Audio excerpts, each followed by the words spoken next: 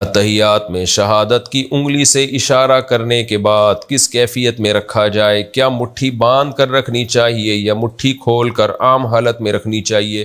بہت ساری اس بارے میں روایات ہیں جن میں مختلف طرح سے علماء نے تطبیق دی ہے، تو اس میں جاؤں گا وہ تو بہت ہی لمبی بات ہو جائے گی۔ تو اس میں جو مفتی رشید احمد صاحب رحمہ اللہ کی تحقیق ہے اصل الفتاوی کی، غالباً دوسری جلد میں پورا رسالہ ہے اس پر، اس میں بڑی زبردست انہوں نے پوری تحقیق لکھی ہے۔ اس تحقیق کا حاصل یہ ہے کہ یہ درمیانی انگلی اور انگوٹھے سے اس طرح سے چھلا بنایا جائے، اشہد اللہ پہ انگلی اٹھائی جائے اور الہ پہ جھکا دی جائے، گرائی نہ جائے، تو بس اتنا جھکا دی جائے۔ تو یہ طریقہ ان کی رائے ہے کہ سنت کے زیادہ قریب ہے، اور بھی فقہا کی اس بارے میں آ رہا ہے، کوئی بھی کسی رائے پر عمل کر لے ٹھیک ہے، حدیث میں اس بارے میں بہت وسعت ہے۔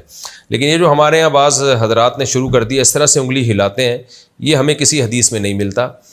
جس طرح جو حدیث پیش کی جاتی ہے اس کا جو ترجمہ کیا جاتا ہے وہ ترجمہ اس کا بنتا نہیں ہے، اور یہ اجماع امت کے بھی خلاف ہے۔ ہمیں نہیں ملتا کہیں اسلاف میں کوئی ایک بھی اس کا قائل تھا کہ اس طرح سے نماز میں انگلی ہلائی جائے، تو اس سے نماز میں توجہ بھی بڑھتی ہے۔ ہاں مالکیہ کے نزدیک اس طرح سے ہے نفی کی طرح کہ نفی کرتے کہ انگلی ہلانا، یہ تو ہمیں ملتا ہے۔ لیکن یہ والا جو ہے نا، جس طرح سے ہمارے ہاں عام طور پر اہل حدیث حضرات ہلا رہے ہوتے ہیں، میں نے تو بہت اس بارے میں تحقیق کی ہے، مجھے کسی حدیث میں اس کا تذکرہ ملا نہیں ہے۔ ایک روایت ہے، اس کو مجھے ایسا لگتا ہے کہ وہ اس کا مفہوم جو سمجھ رہے ہیں نا اہل حدیث علماء، وہ مفہوم بنتا نہیں ہے۔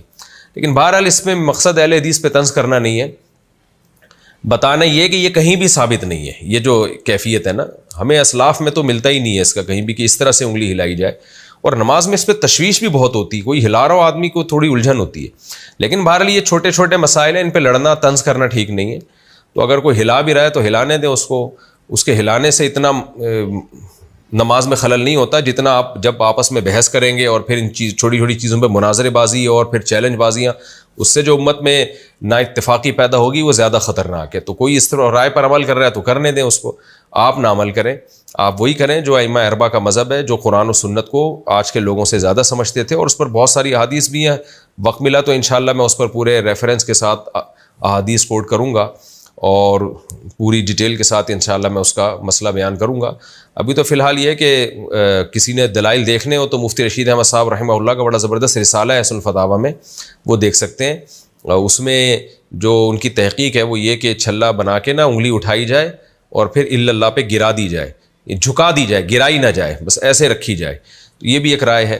باقی کوئی کسی اور طریقے سے عمل کرتا ہے تو وہ بھی ٹھیک ہے، اور کوئی انگلی نہیں اٹھاتا بیٹھا ہی رہتا ہے ایسے تو بھی ٹھیک ہے۔ یہ کوئی اتنے بڑے مسائل نہیں ہیں جن میں کوئی بہت زیادہ وقت کو اپنا ضائع کیا جائے یا اس کو ایشو بنایا جائے۔